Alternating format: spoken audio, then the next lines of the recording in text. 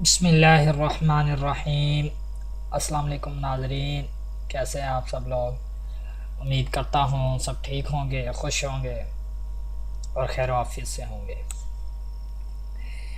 ناظرین، آج ہم آپ لوگوں کو ایک ایسا وظیفہ بتانے کے لیے جا رہے ہیں جو بہت ہی آسان ہے اور بہت ہی فائدہ مند وظیفہ ہے۔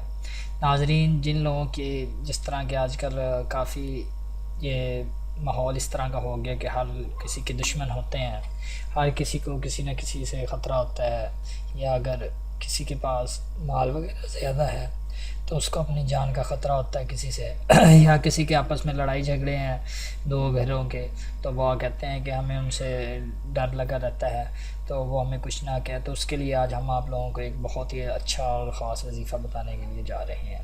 ناظرین، عام لفظوں میں ہم آپ کو بتائیں تو یہ وظیفہ ان لوگوں کے لیے ہے جن کو اپنے دشمن سے ڈر لگتا ہے کہ یہ ہمیں کوئی نقصان نہ پہنچا دے اور ہم خدا تعالیٰ کے حفظ و ایمان میں رہیں۔ تو ناظرین، بہت ہی چھوٹا سا وظیفہ اور آسان سا وظیفہ ہے، آپ انشاءاللہ اس کو کریں گے تو آپ کو کسی بھی قسم کی ڈر نہیں رہے گا آپ کو اپنے دشمن سے، اور خدا تعالیٰ آپ کی حفاظت بھی کریں گے۔ تو اس کے لیے ناظرین چلتے ہیں اب وظیفے کی طرف۔ وظیفہ بہت ہی آسان۔ تو سورت کون سی ہے؟ سورت الممتحنہ، پارہ نمبر 28، اور سورت الممتحنہ ہے یہ۔ اس کو ہم نے صبح فجر کی نماز کے بعد 2 مرتبہ پڑھنا ہے۔ کچھ ہی دن تک آپ یہ عمل کریں، انشاءاللہ العزیز آپ کو کسی بھی دشمن سے جو ڈر ہے یا تو آپ کی صلح ہو جائے گی یا آپ کو ڈر ختم ہو جائے گا، ٹینشن دور ہو جائے گی آپ کی۔ تو ناظرین، بہت ہی اچھا وظیفہ ہے یہ، آپ خود بھی کریں، آگے بھی بتائیں۔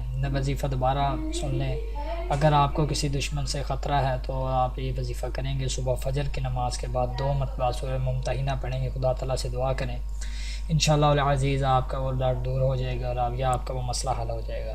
امید کرتا ہوں آپ کو اچھی طرح سمجھ آ گیا ہوگا۔ اپنا خیال رکھیے گا، ہمیں دعاؤں میں یاد رکھیے گا۔ خدا حافظ۔